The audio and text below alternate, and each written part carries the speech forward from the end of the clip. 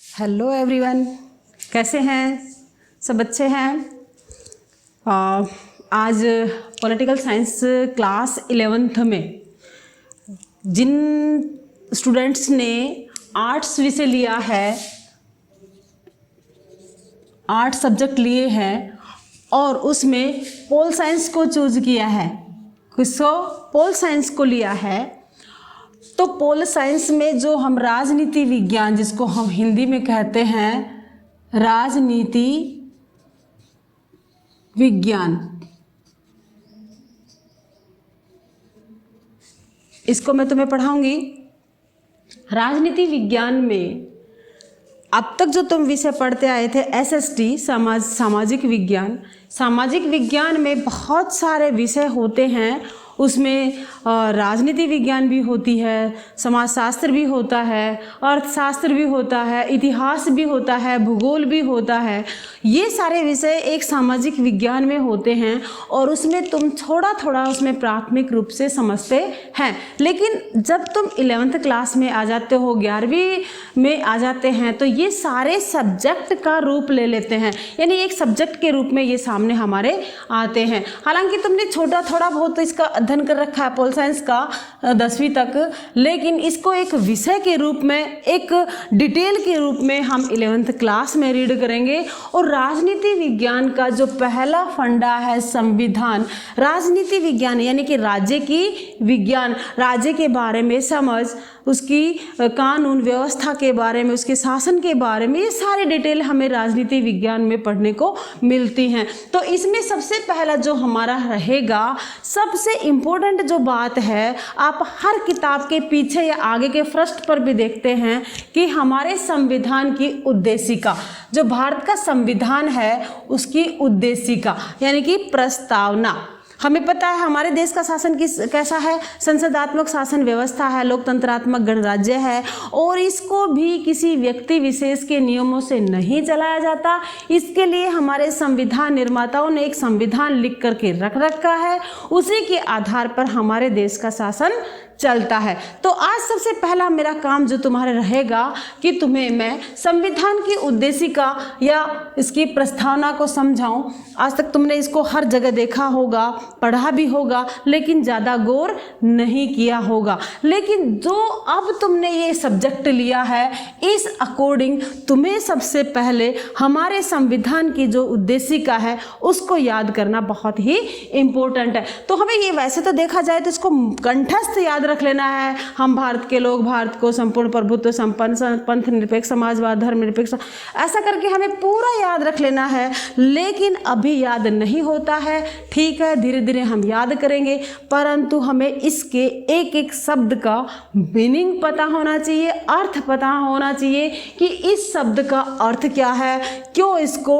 लिया गया है, संविधान की उद्देशिका में क्यों इसको लिखा गया है। तो ये हमारा जो है सारा हमने आज इसमें पढ़ना है। तो सबसे पहले मैं शुरुआत करती हूँ, हम भारत के लोग, क्योंकि जो संविधान भारतीय लिखा गया था वो किसके द्वारा लिखा गया था? एक संविधान बॉडी के द्वारा लिखा गया, एक संविधान समिति के द्वारा लिखा गया था। परंतु वो संविधान समिति हालांकि जनता के द्वारा डायरेक्ट चुनी हुई नहीं थी, फिर भी वो जनता की भावनाओं को व्यक्त करने वाली थी। इसलिए संविधान में जो शपथ ली गई थी, जो कहा गया था, यही कहा गया कि हम भारत के लोग भारत को, किसको? भारत को एक संपूर्ण प्रभुत्व संपन्न, मतलब हम देखते हैं कि 1947 से पहले क्या भारत संपूर्ण प्रभुत्व संपन्न था? 1947 से पहले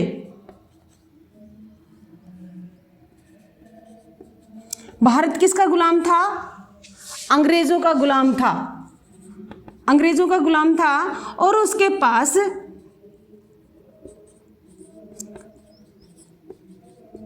खुद की स्वतंत्रता नहीं थी, प्रभुसत्ता नहीं थी, सत्ता नहीं थी। जिस प्रकार हम जानते हैं एक राज्य को राज्य कहने के लिए, एक देश को देश कहने के लिए 4 चीज़ों की आवश्यकता है, मोस्ट इम्पोर्टेंट है। कौन सी? एक, उसका भू क्षेत्र होना चाहिए, खुद का भू क्षेत्र। जब तक किसी राज्य के पास उसका खुद का भू क्षेत्र नहीं होगा तब तक क्या वो शासन कर पाएगा, क्या वो देश कहलाएगा? नहीं कहलाएगा। दूसरा, उसका होना चाहिए उस भू क्षेत्र पर जनसंख्या, क्योंकि सरकार बनेगी, देश चलेगा तो किसके आधार पर चलेगा? जनसंख्या के आधार पर चलेगा। बगैर जनसंख्या कोई देश चल सकता है? नहीं। तीसरा जो पॉइंट रहेगा, सरकार। जब तक भू क्षेत्र पर जनसंख्या है और जनसंख्या को व्यवस्थित रूप से नहीं चलाया जाएगा तब तक को जनसंख्या नहीं रहेगी, वो जंगल राज हो जाएगा। इसलिए जनसंख्या को नियंत्रित करने के लिए, व्यवस्थित तरीके से चलाने के लिए उसकी एक सरकार होनी चाहिए। और चौथा जो पॉइंट है हमारे पास, सत्ता या प्रभु सत्ता या प्रभु सत्ता, यानी कि पावर। क्या? पावर। जब तक ये नहीं होगी तब तक सरकार कोई काम नहीं कर पाएगी। भू क्षेत्र भी है, जनसंख्या भी है, सरकार भी है, लेकिन अगर ये नहीं है तो कोई देश नहीं कहलाएगा, वो किसी देश का गुलाम कहलाएगा। जैसे 1947 से पहले भारत के पास भू क्षेत्र भी था, जनसंख्या भी उसकी थी, सरकार भी थी, लेकिन क्या नहीं थी हमारे पास? प्रभु सत्ता नहीं थी। सत्ता किसके पास थी? हमारी अंग्रेजों के पास। वो कब हम मिले हमें? 1947 में, 15 अगस्त 1947 में वो हमें मिली। तो यही इसमें कहा गया है कि भारत जो कि 1947 में आज़ाद हो गया है और उसके आज़ादी के बाद उसको अपनी प्रभुसत्ता मिल गई है और उस प्रभुसत्ता के कारण वो शक्ति संपन्न बन गया है। तो एक संपूर्ण प्रभुसत्ता संपन्न बनाना देश को। दूसरा, समाजवादी। हमें पता है समाजवादी, समाज क्या होता है? समाज वह पर्यावरण, वह वातावरण जिसमें सभी लोग आपस में मिलजुल कर एक संस्कृति, एक परंपरा का निर्वहन करते हुए रहते हैं, उसको हम क्या कहेंगे? समाज में हम देखते हैं, हम मनुष्य कैसा प्राणी है? एक सामाजिक प्राणी है। बगैर समाज के मनुष्य नहीं रह सकता। मनुष्य कैसा प्राणी है? सामाजिक प्राणी। बिना समाज के मनुष्य नहीं रह सकता। तो उसको कैसा बनाना? समाजवादी, क्योंकि समाज में हमारी परंपराएं होती है, संस्कृति होती है, विचार, आचार, रहन सहन, सारी हमारी व्यवस्थाएं होती है और व्यक्ति समाज से जुड़ा हुआ होता है। तो संविधान में हमारे में यही लिखा गया कि भारत को एक प्रभुत्व संपन्न बनाना है, समाजवादी बनाना है, पंथ निरपेक्ष। क्या होता है पंथ? पंथ मीन्स रास्ता। पंथ मीन्स रास्ता, लेकिन पंथ निरपेक्ष, रास्ता रहित, ऐसा कह सकते हैं? नहीं। तो पंथ यानी कि हम यहां लेंगे धर्म को, और धर्म रहित यानी कि किसी भी धर्म को सरकार, राज्य मान्यता नहीं देगी। वो कोई भी नागरिक देश का अपने अनुसार, अपने विचारों के अनुसार किसी भी धर्म का अनुसरण वो कर सकता है। राज्य का कोई भी खुद का धर्म नहीं होगा। ये हमारे संविधान की उद्देशिका में कहा गया। अगला है लोकतंत्रात्मक। लोकतंत्रात्मक हम जानते हैं, लोकतंत्रात्मक क्या होता है? जनता का तंत्र। किसका तंत्र? जनता का तंत्र। लोकतंत्र हमें अब्राहम लिंकन की परिभाषा अच्छे से याद होगी। जनता का, जनता के लिए, जनता द्वारा शासन, इसको हम क्या कहेंगे? लोकतंत्र।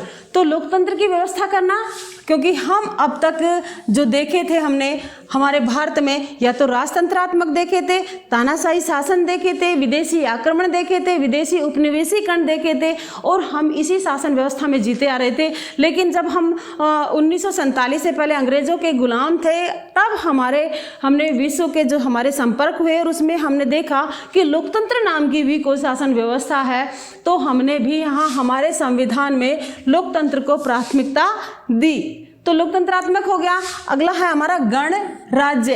अब हमारे गणराज्य का भी मतलब क्या है? गणराज्य यानी जनता का राज्य। अब इस दोनों का अर्थ एक हो गया, तो ये दो शब्द अलग अलग मीनिंग लेके हुए हैं यहाँ पे।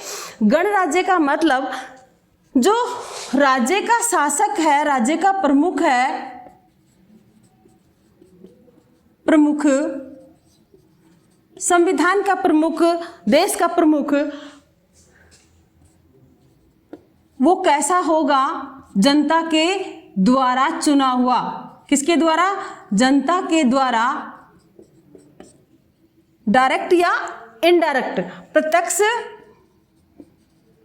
या अप्रत्यक्ष, जनता के द्वारा चुना हुआ हो, तो वो क्या कहलाएगा? गणराज्य। जिस प्रकार हम देखते हैं कि ब्रिटेन का जो प्रमुख है, राज्य प्रमुख है, ब्रिटेन का प्रमुख जो होगा, राष्ट्रपति जो होगा, वहाँ राजा या रानी होगा। जबकि भारत का जो राष्ट्रपति है वो अप्रत्यक्ष रूप से किसके द्वारा चुना जाता है? भारतीय जनता के द्वारा। तो ये गणराज्य का अर्थ हुआ। इसमें बनाने के लिए क्या क्या बनाने के लिए? एक संपूर्ण प्रभुत्व संपन्न बनाने के लिए, समाजवादी बनाने के लिए, पंथ निरपेक्ष बनाने के लिए और लोकतंत्रात्मक गणराज्य बनाने के लिए, तथा उसके समस्त नागरिकों को, कौन से नागरिक? भारत के समस्त नागरिकों को सामाजिक, समझ में आ गया? सामाजिक, आर्थिक और राजनीतिक न्याय, यानी कि सामाजिक रूप से, आर्थिक रूप से और राजनीतिक रूप से 3 न्याय का उल्लेख हमारे संविधान की उद्देशिका में किया गया है। इनके आधार पर किसी भी नागरिक से किसी भी प्रकार का भेदभाव नहीं किया जाएगा। तो 3 न्याय कौन कौन से हो गए हमारे? 3 न्याय, सामाजिक, आर्थिक और राजनैतिक। 3 न्याय हो गए। 3 न्याय को इसमें वर्णन किया गया है। विचार, अभिव्यक्ति, विश्वास, धर्म और उपासना की स्वतंत्रता।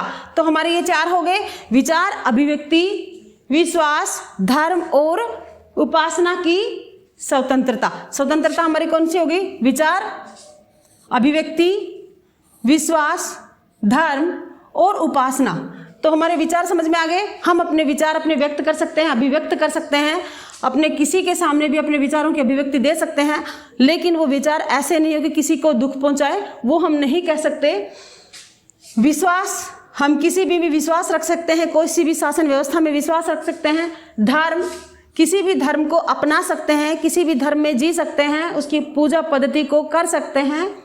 उपासना, हमारी जो जीवन जीने की उपासना, धर्म के आधार पर हम किसी भी धर्म की उपासना कर सकते हैं। ये हमारी क्या है? स्वतंत्रता। और इसका उद्देशिका में वर्णन किया गया है। इसके बाद प्रतिष्ठा और अवसर की समता। किसकी? प्रतिष्ठा, अवसर।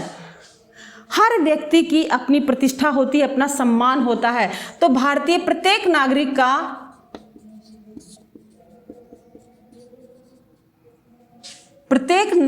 सम्मान करना,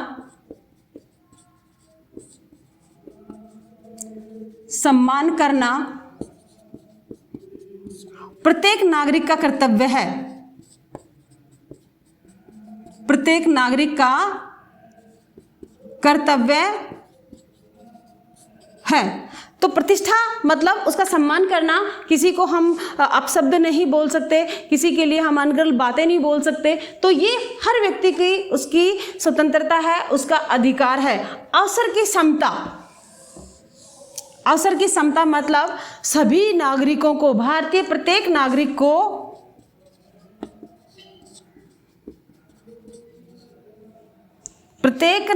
को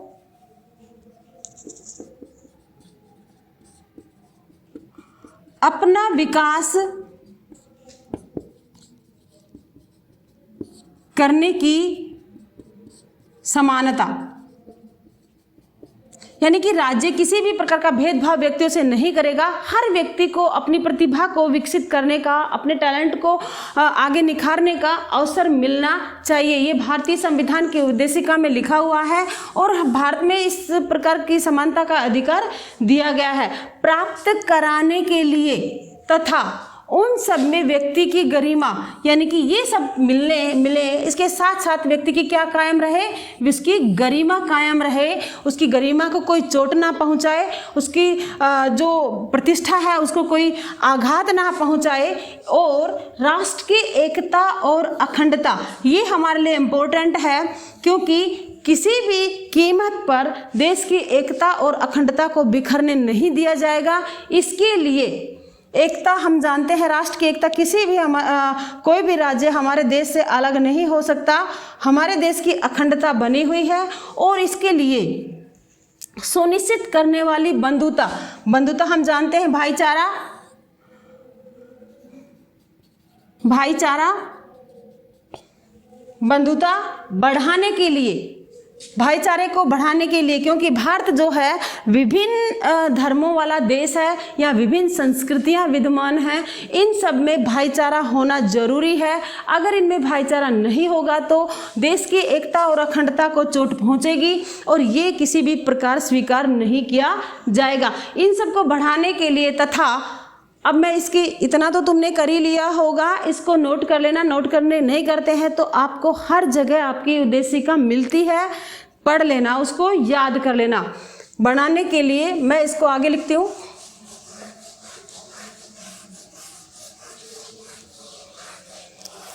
तथा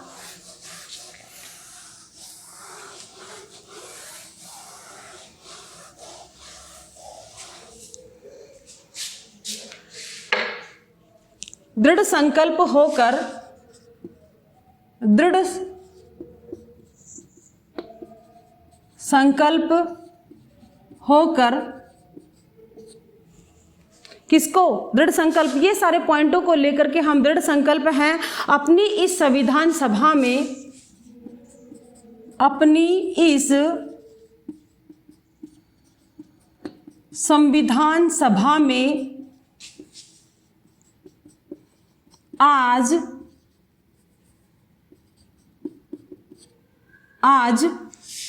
मतलब जिस समय लिखा गया उस समय, आज मिति मार्ग शीर्ष शुक्ल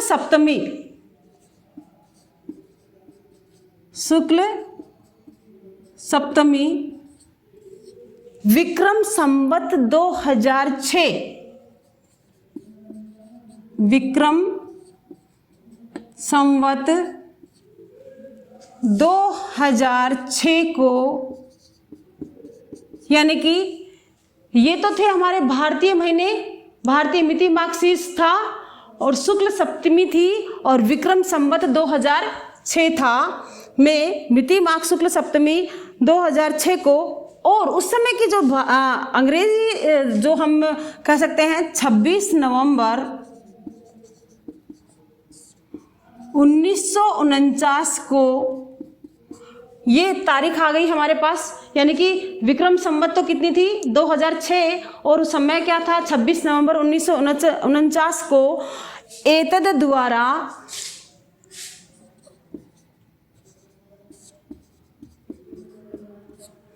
इस संविधान को जो हमारा संविधान लिखा गया था उस संविधान के लिए कहा गया है, इस संविधान को एकीकृत एतद द्वारा इस संविधान को अंगीकृत यानी अपने अंग से कृत लगाते हैं, अधिनियमित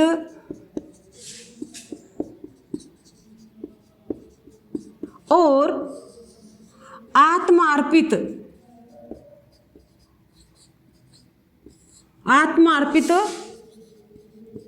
करते हैं।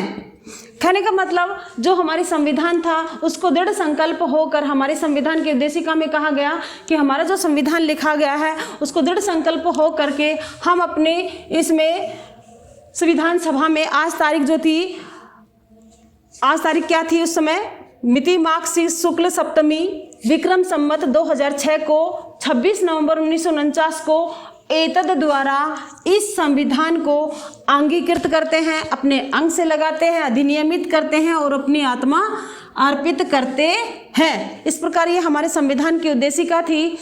पहला हमारा राजनीति विज्ञान का जो था संविधान की उद्देशिका, मोस्ट इम्पोर्टेंट हमें ये याद करनी है। इसके याद करने के साथ साथ हमारा राजनीति विज्ञान में इंटरेस्ट बढ़ेगा। आगे मैं तुम्हें अपना चैप्टर जो शुरुआत करूंगी, तुम्हारा सिलेबस तुम्हें बताऊंगी। तो सबसे पहले पोल साइंस के बच्चों को, स्टूडेंट्स को सबसे पहले हमें हमारी संविधान की प्रस्तावना याद होनी चाहिए, कंठस्थ याद होनी चाहिए। अगर हमें ये लर्न हो गई तो समझो हमने हमारा संविधान पढ़ लिया। इस प्रकार आज हमारा इतना ही कराएंगे। इसी के साथ जय हिंद, जय भारत।